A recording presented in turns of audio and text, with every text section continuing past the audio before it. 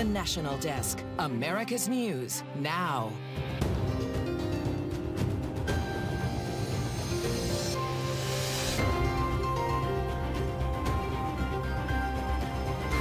Boosting border security, President Biden is sending 1,500 troops south in preparation for next week's end of Title 42.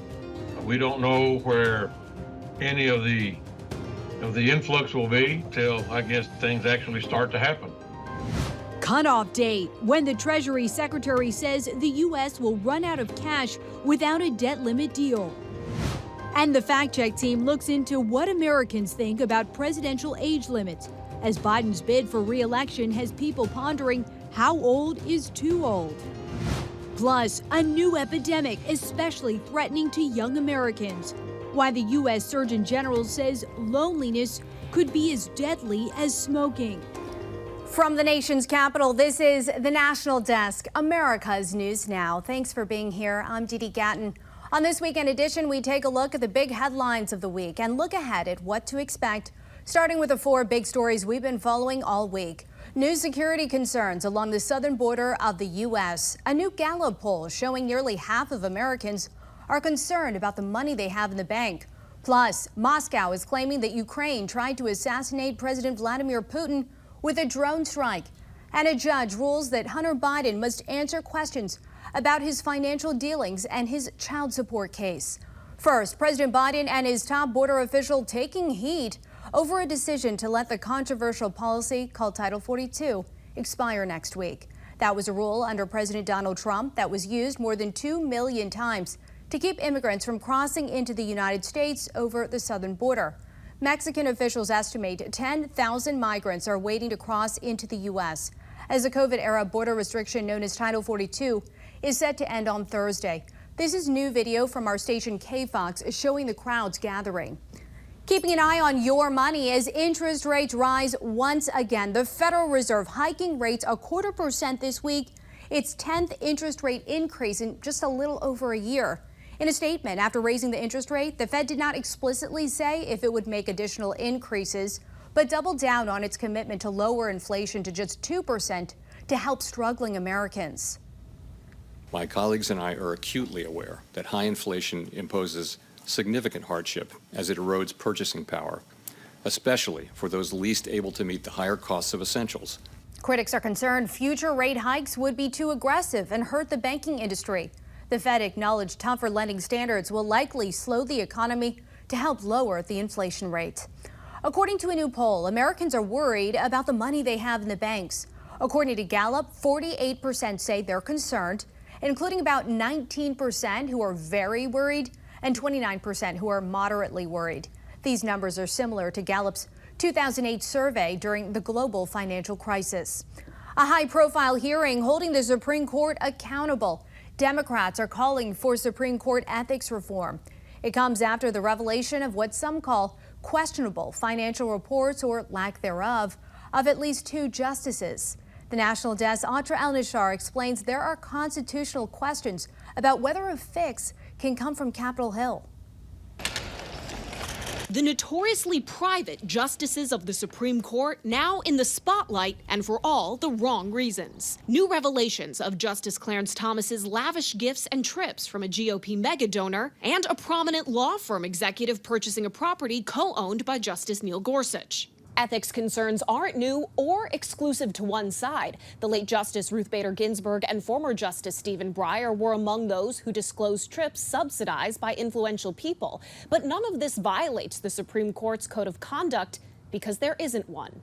In a letter to Senate Judiciary Committee Democrats, Chief Justice John Roberts defends their record, saying they take guidance on ethics issues from sources like scholarly commentary and historical practice. What Roberts describes is more lax than the ethics rules all federal officials, from the president on down, have to follow. But those calling for reform are running into a constitutional quandary. Does the separation of powers give Congress the ability to legislate a formal code of conduct for the Supreme Court? University of Massachusetts Amherst law professor Paul Collins says there's a strong case that they do, as long as it doesn't pertain to their judicial duties. It gets that authority from the necessary and proper clause, which basically gives Congress broad license to pass laws in the furtherance of the power that the government has, which includes the judicial power of the Supreme Court. What's less clear, he says, is who would enforce it. Because you can imagine the potential problem of a case challenging Congress's authority to pass a code of ethics to the Supreme Court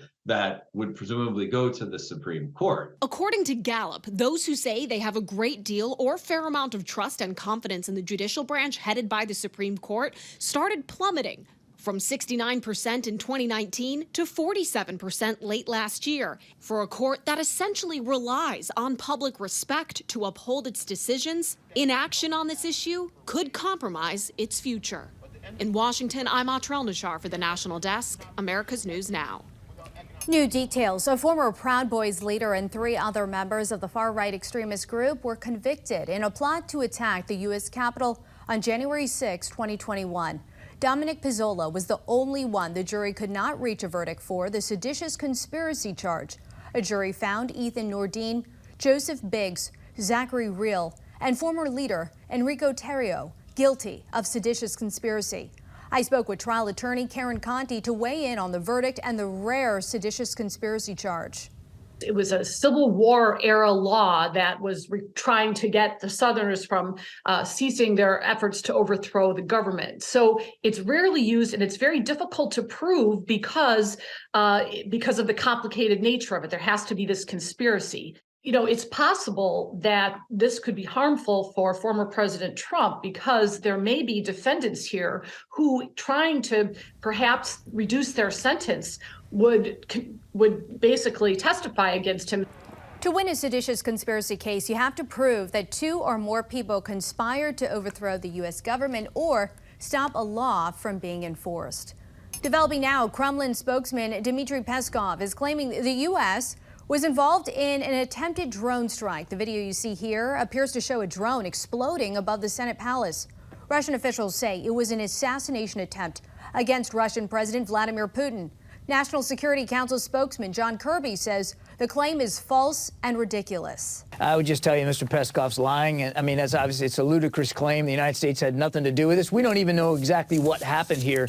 U.S. officials say they're trying to determine whether the strikes were ordered by Kyiv or a rogue pro-Ukraine group, or if the alleged attack is a false flag operation by Russia. Ukraine is also denying any involvement in the attack. To the COVID impact on education. Across the nation, test scores slumped as schools closed. But did the timeline for reopening make things worse? The Fact Check team digs in. The president of the American Federation of Teachers believes the Trump administration got in the way of reopening schools safely after the height of the COVID-19 pandemic.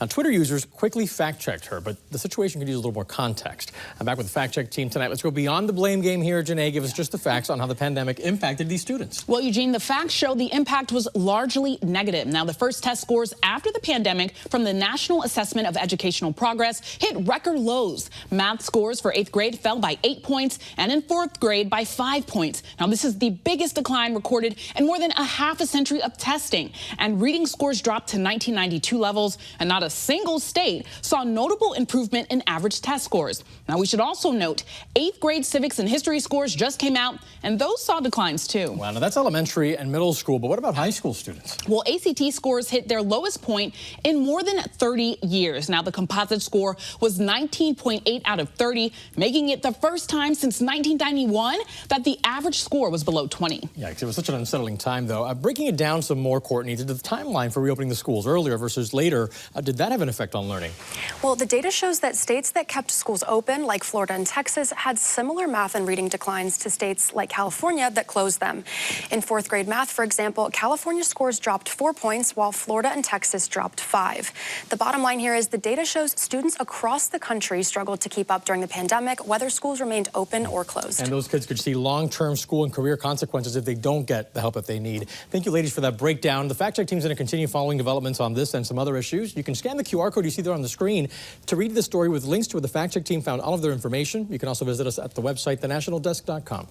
Ahead here on the National Desk, America's News Now, child care struggles. The 4 unique ways one state is making sure every family gets the help they need. Plus, caring for those who care for us. The free mental health training for first responders.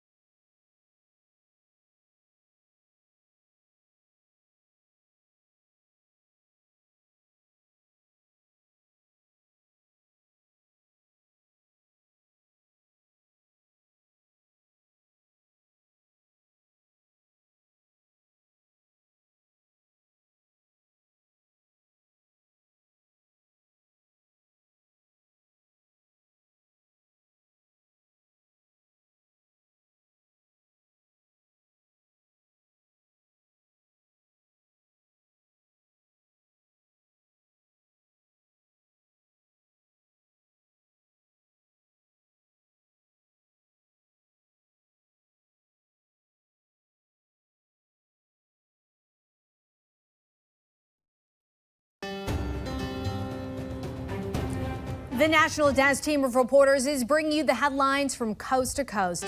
We're taking the pulse of America, starting in Maryland, where the family of a man killed while working at a T-Mobile store in Baltimore wants city leaders to take action against the crime. Oh, yeah. In a living room in South Baltimore, a family overwhelmed with grief, but wanting to talk publicly about what happened to their loved one. 23-year-old Fabian Sanchez Gonzalez shot and killed while working inside the T-Mobile store in Canton last Sunday. It breaks our heart to know that we lost my brother to two criminals run wild in this city. Nobody wants to hear their son at work doing an honest job being shot over people trying to steal phones, money, or whatever they're trying to do. Police say the shooting happened after two men entered the building, announced a robbery, then one of them shot Fabian, then both suspects ran away, still on the loose.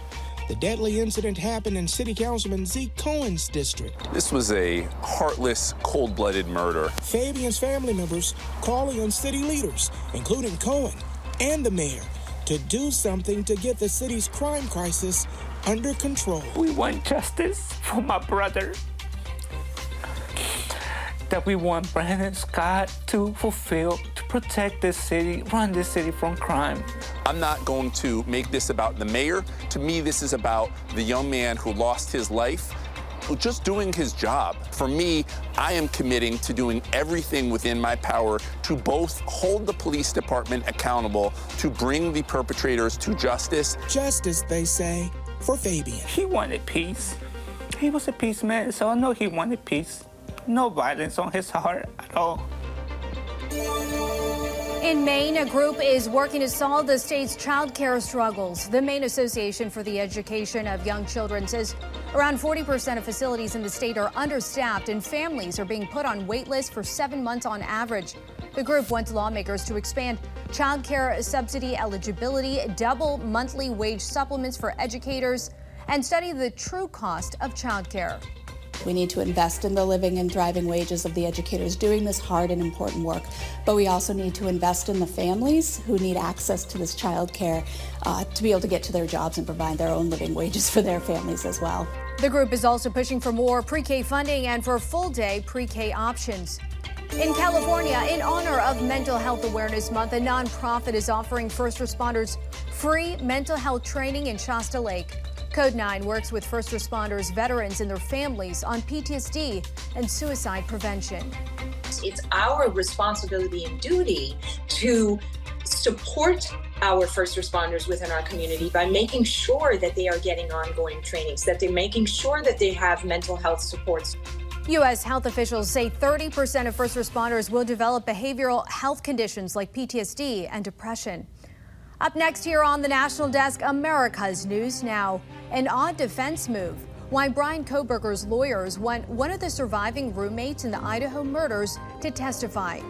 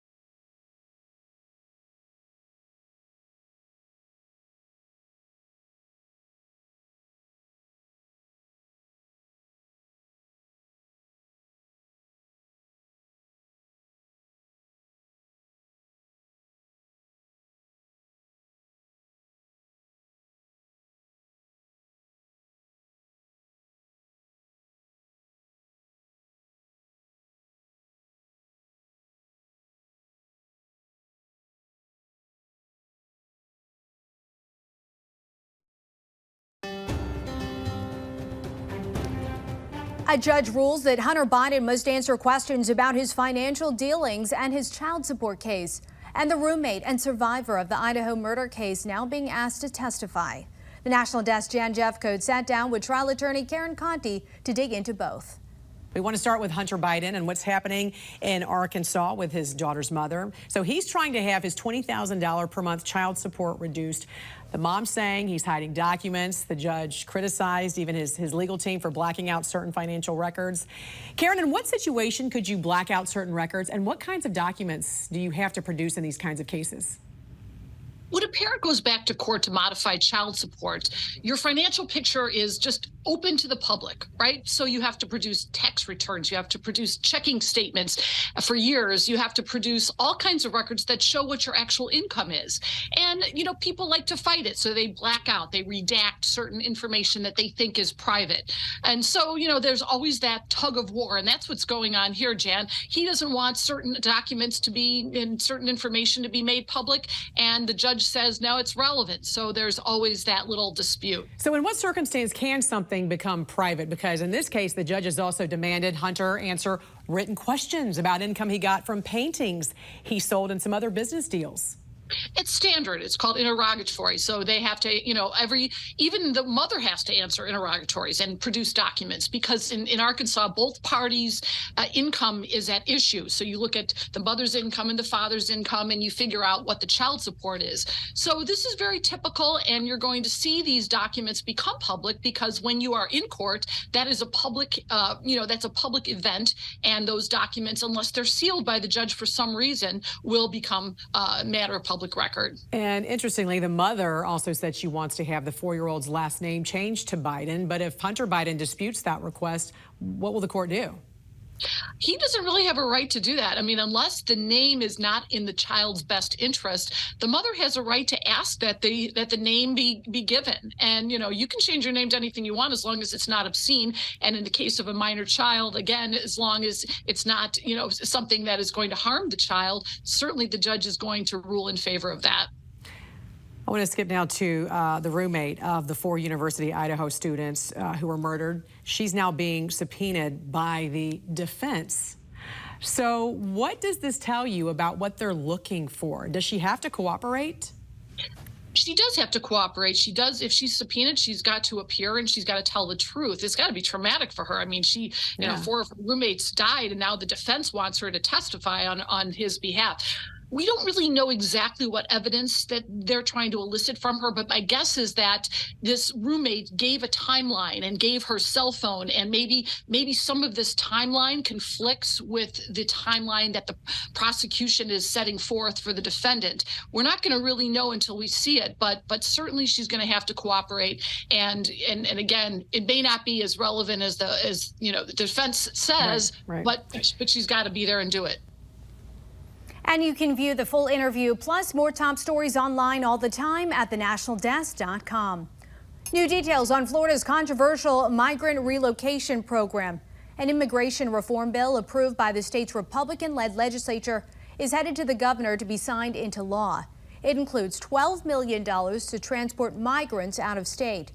The practice was called a political stunt last year when Governor Ron DeSantis took credit for flying migrants from Texas to Martha's Vineyard, who he said intended to go to Florida. Still ahead here, the stories making headlines next week. Employee engagement, how some of the nation's most popular companies are making sure their employees want to come to work.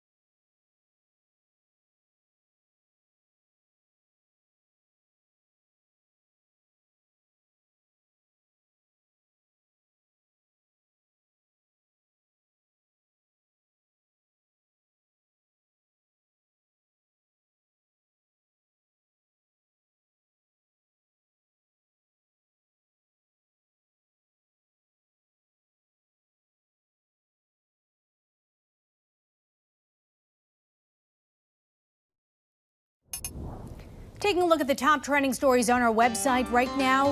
A massive immigrant surge expected as Title 42 near its expiration date next week. More than 1,000 immigrants are currently living on the streets of El Paso, Texas, and shelters are at capacity. A jury finds Ed Sheeran didn't copy Marvin Gaye's classic song, Let's Get It On. Sheeran claimed that he would consider quitting songwriting if he lost the case. And passengers waiting on a Delta Airlines flight Wednesday had a unique delay when a swarm of bees decided to latch onto the plane's wingtip. You can see it circled there. They were eventually removed and the plane was able to take off. Those stories and much more available right now at thenationaldesk.com. Looking ahead to stories making headlines this week, there's a chance birth control pills could soon be available over the counter. For the first time, the FDA is meeting next week to consider allowing a daily contraceptive to be sold without a prescription. A decision could come by the end of this summer. A Maryland appeals court has denied Adnan Syed's motion to reconsider the reinstatement of his murder conviction. His attorney plans to appeal. Syed spent more than 20 years in prison for the murder of his girlfriend, Heyman Lee, but was released and cleared of all charges in September 2022 due to new DNA evidence. Digital media outlet Vice is reportedly preparing to file for bankruptcy if it cannot secure a buyer soon. The company, once valued at $5.7 billion in 2017, is now struggling to sell itself for more than $1 billion. It comes just days after Vice announced it would close its TV news program to cut costs. U.S. Army recruiting likely to fall short. With less than 5 months left, the Army is not expecting to hit its goal of recruiting 65,000 new soldiers. Last year, the Army fell short of its goal by roughly 15,000 recruits. Employee Insight, a recent report finds workers think their bosses don't care about their well-being. The National Desk Angelo Brown explains how that has economic consequences.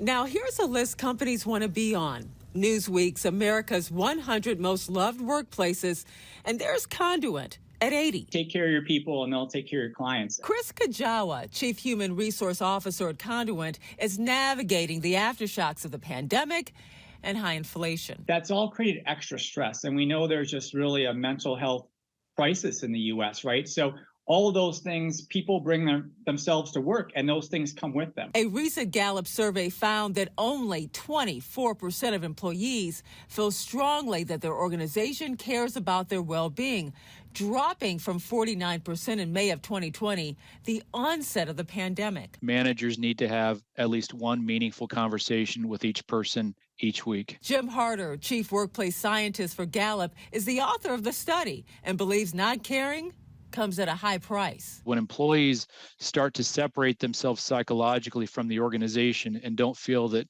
leadership is really looking out for them, all that discretionary effort that's put in to improve customers' relationships with the organization and improve customer loyalty and engagement and customer retention starts to deteriorate. And we're starting to see that in the data. Conduent delivers digital business solutions. Conduent claims one reason they made the list, their value proposition for people. One is we want to create an environment where people can be themselves, right? We want to create an environment where people can grow and thrive, which is what you just said. And then the last one is we call it making a difference. Gallup found that employees who strongly agree that their employer cares about their overall well-being were less likely to search for a new job and experience burnout. In Washington, D.C., I'm Angela Brown. Angela, thank you. A Virginia officer making a traffic stop narrowly avoided being hit head-on by a speeding vehicle that lost control. You can see it in this dash cam video. That officer running out of the way at the last second. Heart-stopping moments as you watch. Police say his 17-year-old going 120 miles per hour caused the crash when his vehicle spun out of control and swerved into the opposite lane. That officer sustained minor injuries. Ahead here on the National Desk, America's News Now. A vaccine first, the new dose that promises to protect against RSV and who it could help the most. Plus, switching stories. Why convicted murderer Alex Murdaugh's attorneys now admit he lied in court. You're watching the National Desk, America's News Now. You can catch us live weekdays from 6 a.m. to 11 a.m. and 10 p.m. to midnight Eastern Time, and anytime online at thenationaldesk.com. We'll be right back.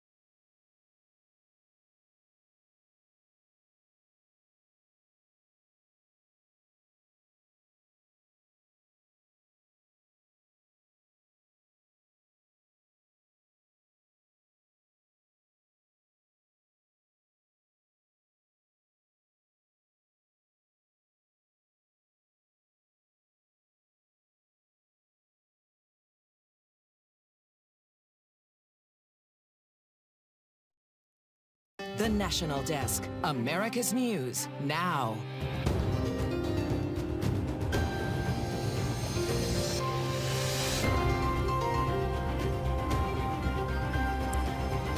Protecting kids from online dangers, the bipartisan effort aimed at blocking sensitive and addictive material.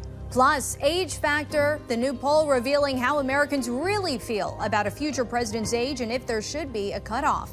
And doctor shortage, the unique measures some healthcare facilities are taking now to continue to treat patients. From the nation's capital, this is the National Desk, America's News Now. We're happy you're with us. I'm Dee Gatton. A group of 15 Democratic senators here on Capitol Hill want to withhold $10 million in Supreme Court funding until the High Court institutes a public code of ethics. That's according to the Hill. It comes as a report of another failure to disclose of payments involving Justice Clarence Thomas. ProPublica reports a GOP mega donor paid 2 years of private school tuition for a child raised by Thomas. According to the report, Thomas did not report the financial assistance on his annual disclosures. In a statement, Harlan Crow's team neither confirms nor denies the payments, but says he sometimes supports the education of at-risk youth. This new revelation is again raising ethical questions around the High Court. The reputation of the Supreme Court is at stake here. The credibility of the court when it comes to its future decisions is at stake. Senate Judiciary Chairman Dick Durbin tells CNN he can't move forward with a new ethics bill to impose a code of conduct on the justices until Senator Dianne Feinstein returns from her illness. Right now, Republicans would have the votes to block any such legislation in his committee. Right now, a renewed push in Washington, D.C. against America's big tech companies accused of exposing children to sensitive and addictive content. It's resulted in some rare bipartisanship as lawmakers agree it's time to rein in online dangers. The National Desk Chief Political Correspondent Scott Thuman explains how they plan to make that happen. As divided as Washington often is, some causes do bring both sides together.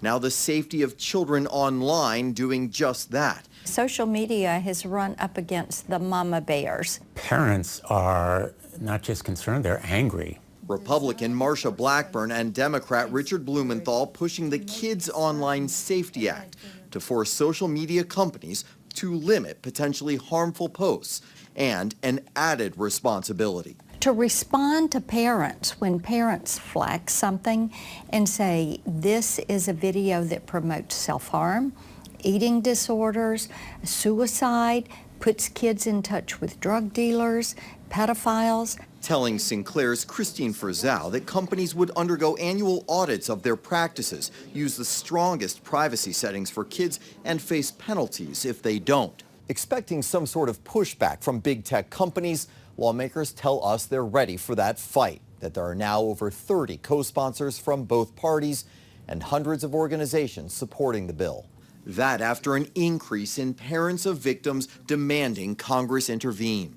I woke to the complete shock and horror that Carson had hung himself in our garage while we slept. After his death, we discovered that Carson had received nearly 100 negative, harassing, sexually explicit, and humiliating messages. But it's not without critics who worry social media platforms will over-moderate or censor. One company rep stating, we are constantly evaluating how to make our platform safer, including through new education, features, and protections. Lawmakers saying it's time these companies reveal to those most affected how they work so they can become safer. In Washington, Scott Thuman for the National Desk. New details. Disbarred South Carolina attorney and convicted murderer Alex Murdaugh is backtracking on statements he made about the 2018 death of the family's housekeeper, Gloria Satterfield. Murdaugh originally told authorities Satterfield tripped over one of the family's dogs and fell down the stairs. Now he's saying he's lied so insurers would pay a settlement. In a tweet, an attorney for the Satterfield estate said insurers investigated the claim thoroughly, and Murdaugh's news story is just an attempt to get out of paying the over $4 million he was ordered to pay the estate after he was accused of fraudulently keeping insurance money meant for the Satterfield family. A state Supreme Court rules a hospital can't be forced to give a patient a drug at the patient's request. And what's the cure for the doctor shortage growing across the country? The National Desk Jan Jeffco talks with Senior Fellow at the Cato Institute, Dr. Jeffrey Singer. We know it is hard right now to find a doctor these days. I mean, it can take months right now just to get an appointment. And data from the American Medical Colleges estimates that we could see a shortage of as much as, and I couldn't believe this number, 139,000 doctors in just a short decade. So why are less people going into the medical field? It's not so much that less people are going in. It's a combination of things. First of all, the population is aging and people are needing medical care more as they get older. But so are the population of doctors aging. So more and more doctors are retiring from the workforce.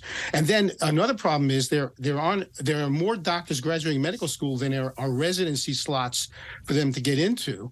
About 10% end up not getting into a residency slot, and they have to wait an entire year to try again. Most states require you to have completed at least 1 year of the 3 to 5 year specialty residency before you can get a license to practice. So that's also creating a bottleneck. So then what's the solution here, Dr. Singer?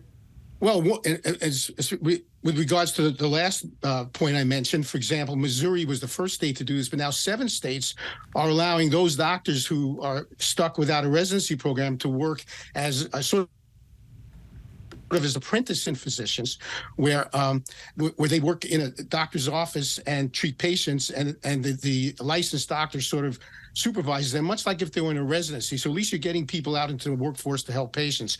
But otherwise, states have these restrictive scope of practice laws, and what they should be doing is allowing more of the allied health professions to work to the full extent of their training. For example, now 6 states allow doctorate level psychologists who have done the appropriate training to prescribe psych meds.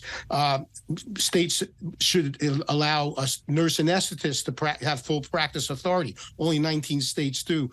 Same thing with full practice authority for advanced nurse practitioners or physician's assistants. Unfortunately, the American Medical Association and the entrenched incumbents fight those efforts, but there are plenty of people who can get primary care at the very minimum out to the population, and they're not being allowed to do so. I want to ask you about this interesting case out of Wisconsin where a hospital was sued after it would not give a patient a drug at the request of the family who had a prescription from another doctor. What's your take on this when it comes to a patient's health care and who is in control, the doctor or the patient?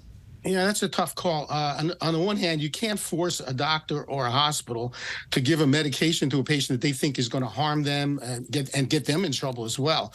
So I can understand that. But a lot of people don't realize, and I can understand the patient's frustration. Up until the 1950s, Congress respected everyone's right to self-medicate. They actually used that term in the law. But starting in the 1950s, they gave the authority to the FDA to decide what drugs people need to get, what amounts to a permission slip from another doctor in order to take the medication. And you can view the full interview plus more top stories online all the time at thenationaldesk.com. COVID-19 was the 4th leading cause of death in the U.S. last year based on CDC provisional data. That's a drop from earlier in the pandemic when it ranked 3rd. Unintentional injuries are once again in that spot, with heart disease and cancer killing the most people. The CDC attributes 1 in 13 deaths last year to COVID as an underlying cause or contributor. The U.S. Surgeon General is addressing the epidemic of loneliness and isolation in the country with a new framework for a national strategy to advance social connection, calling for more pro-connection public policies, increasing education on the benefits of social connection, and reforming digital environments. Isolation and loneliness are linked to sleep problems, inflammation, immune changes, pain, depression, and anxiety, and if it goes unchanged, could be just as dangerous for your health as smoking. Some say age is just a number, but more Americans are now sharing their thoughts on the age of a president. The Fact Check team breaking down the latest poll numbers. The 2024 presidential election is 553 days away. President Biden's age, a big topic now that he's formally launched his re-election bid. Now, this comes as other elected leaders in their 80s, like Senators Mitch McConnell and Dianne Feinstein, have had their work interrupted by recent medical issues. I'm back with the Fact Check team tonight. Right now, we have an unusually old Congress. Connor, give us the facts. Eugene, out of all the Congresses since 1789, the 118th Congress, which is the one we currently have, has the 2nd oldest Senate and the 3rd oldest House. According to Pew Research Center, the average senator is a little over 65 years old, and the average House member is roughly 58 years old. Any difference here by party? There's really not a very big difference. In the House, the median age for Democrat members is 58 years old. Meanwhile, Republicans are closer to 57. But in the Senate, the median age is roughly 65 years old for both parties. And with all this considered, Courtney, what do Americans think? Should there be an age limit for elected officials? There are a few polls out there, but take a look at this one from YouGov. It found that more than half of Americans think there should be, but they're split on the age. Around a quarter say it should be 60, around a quarter say it should be 80, but most say it should be 70. For comparison, an Ipsos Reuters poll found that 2/3 of Americans think there should be a maximum age limit for president, senators, and House members. All right, ladies, thank you. And for more on this fact check team topic, you want to scan the QR code you see there on your screen or visit us online at thenationaldesk.com. So to come here, the ugly underbelly. Problems remain despite the removal of homeless encampments off Seattle streets. The single biggest fear I have is my guys getting stabbed. Junk RVs creating a graveyard. Why some say there's no relief in sight. Then fentanyl trafficking bust, a drug ring dismantled. The other items the police operation uncovered.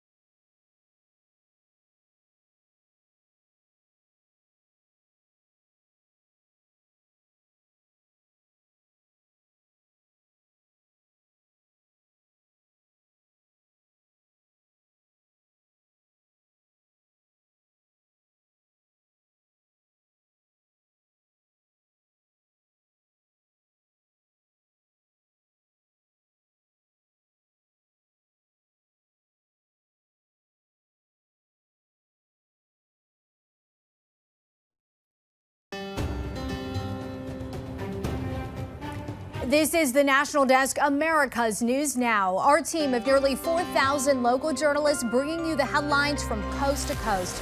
From homeless camps creating an RV graveyard in Seattle to hail damaging Texas wheat crops, we're taking the pulse of America.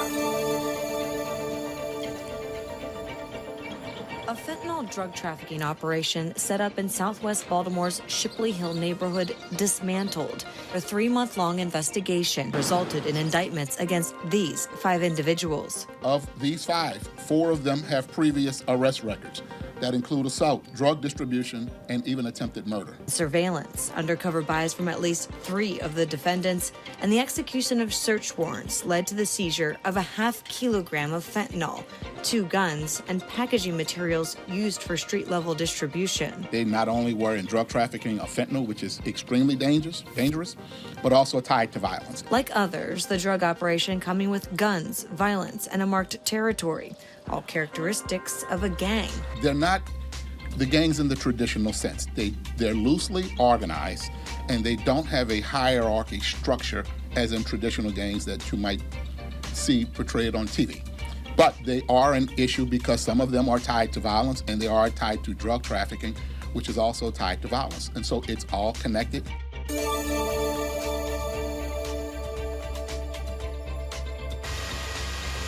This drone video shows the end of the road for hundreds of RVs stacked in a North Seattle tow yard. It's the ugly underbelly of the homeless crisis. Bacteria, rodents, black water, all of it.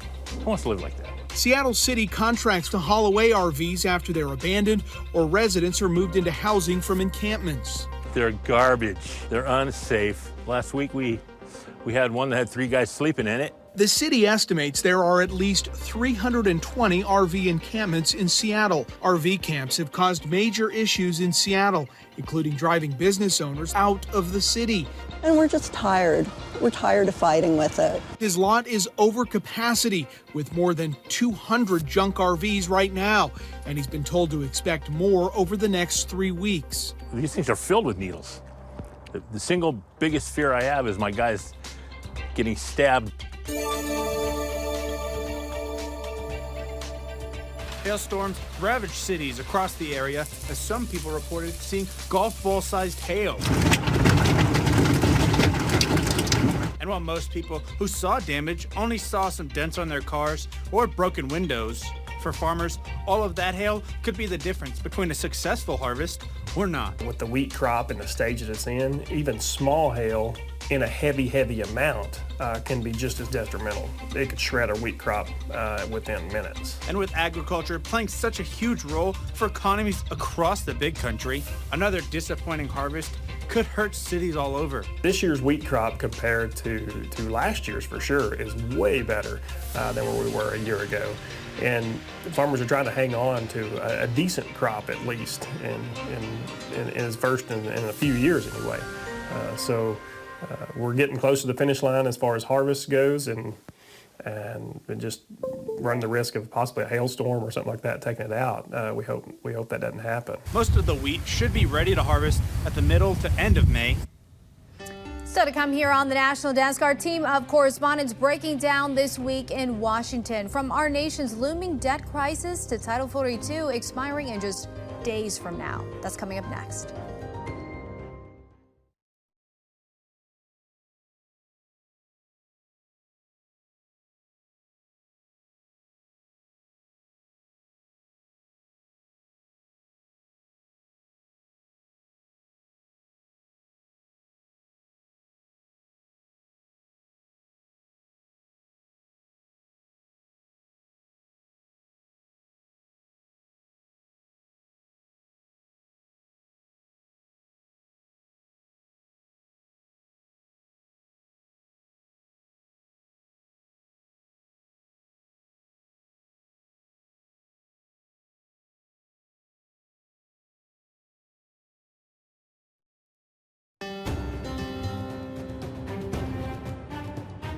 And welcome back. Our Washington Bureau covers the nation's capital every day to report on the important issues facing the country and how they impact you.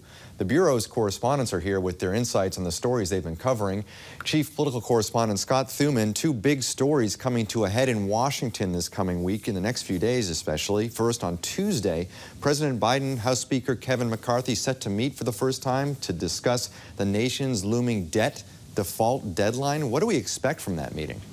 Steve, I'm not sure we should expect a lot, at least not initially, and the reason being that the White House has said, well, it wants these leaders to come there and discuss what to do about finding consensus and raising that debt ceiling to avoid default, that the president says there should be no negotiating on his side, that this is something that Congress should do, and they shouldn't have to concede anything to make it happen. So the president saying, I'm not willing to negotiate, the White House reiterating that again this week.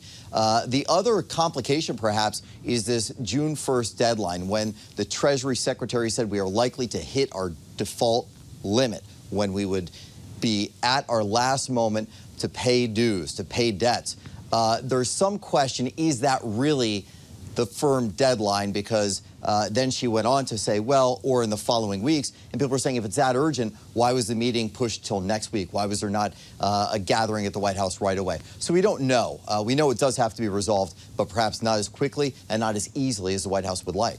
Regardless, panic slowly starting to set in. We'll be watching that meeting really closely. Meanwhile, on Thursday, the pandemic-era Title 42 rule will be lifted, causing real concern that the U.S.-Mexico border will see a massive influx of migrants attempting to cross, making the situation there even more of a crisis that it's become.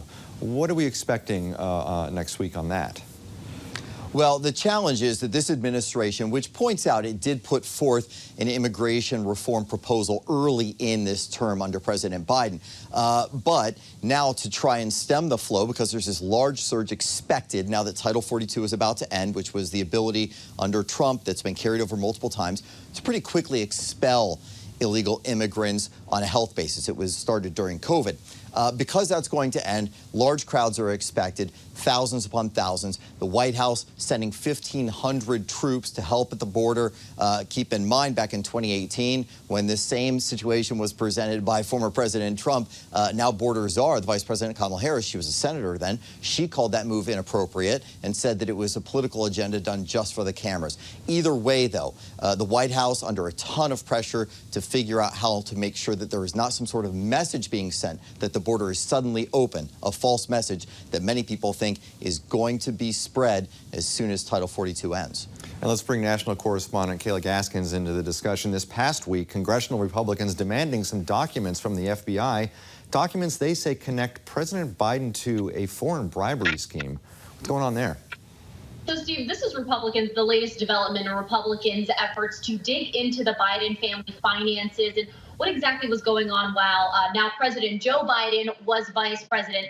So this week, Senator Chuck Grassley from Iowa and Representative James Comer from Kentucky writing a letter to Christopher Wray, director of the FBI, asking for this 2020 memo that a whistleblower allegedly the lawmakers too. And what the whistleblower says is in this memo is a detailed outline of a criminal scheme that involves Joe Biden when he was vice president, accepting money for making influential policy decisions that he would have had the power to move the needle on back when Obama was president. So we haven't seen this memo yet. The lawmakers themselves haven't seen this memo yet. So it is just going off of that whistleblower information. But it's been enough rumblings of Republicans to start to say, maybe this is an impeachable offense. But again, nobody knows exactly what is in that document, Steve. So we'll have to wait until Christopher Wray hands that over and then see if it's able to be public knowledge. As always, a lot going on in Washington, and the Washington Bureau always all over it. Kayla Gaskins, Scott Thuman, thank you both. Thank you both for your hard work. Didi, back to you. Team, thank you. Straight ahead here, turning thoughts into text. Researchers create an artificial intelligence system that can read minds. Who this could benefit?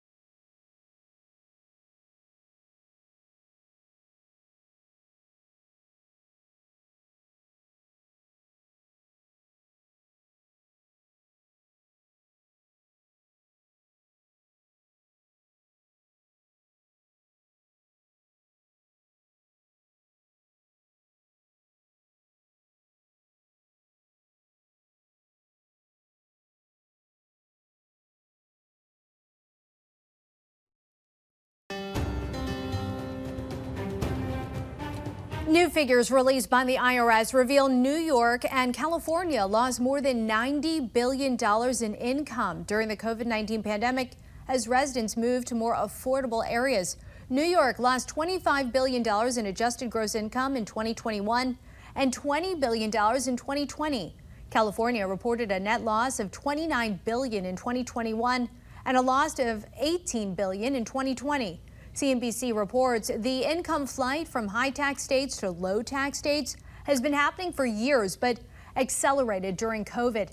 IRS data shows Florida became a popular option, with a total of 14 out of the $39 billion the state generated in 2021 coming from New York and California transplants. The world's first vaccine to protect against RSV has been approved by the FDA. Arexvy, made by GSK, is a single-shot vaccine for adults 60 and older. The respiratory virus RSV is often associated with babies and young kids, but can also be dangerous for seniors. The new shot could be available as soon as this fall, pending a CDC recommendation. Turning thoughts into text. A team at the University of Texas at Austin has created a new artificial intelligence device that reads minds. The device could be a game changer for those who don't have the ability to speak. The National Desk, Monique Lopez reports. UT's newest artificial intelligence tool could be a game changer for some folks. Our real hope is that this could help people who have lost the ability to communicate for some reason. So people who have locked-in syndrome from like brainstem strokes. UT researchers have essentially created a device called a semantic decoder that can read a person's mind by converting brain activity into a string of text. It's basically a model that has been trained with over 15 hours of data per person to take in their brain activity when they're sitting in an MRI scanner and to spit out the story that they're listening to. Participants first listen to podcasts for about 16 hours in an fMRI scanner. This trains the AI to learn the person's brain activity. Later, they go back in to put their brain to the test. And tell the same story without actually saying anything out loud. And since we already knew like which words they were going to say approximately and when those words would occur, we could then compare that to the actual words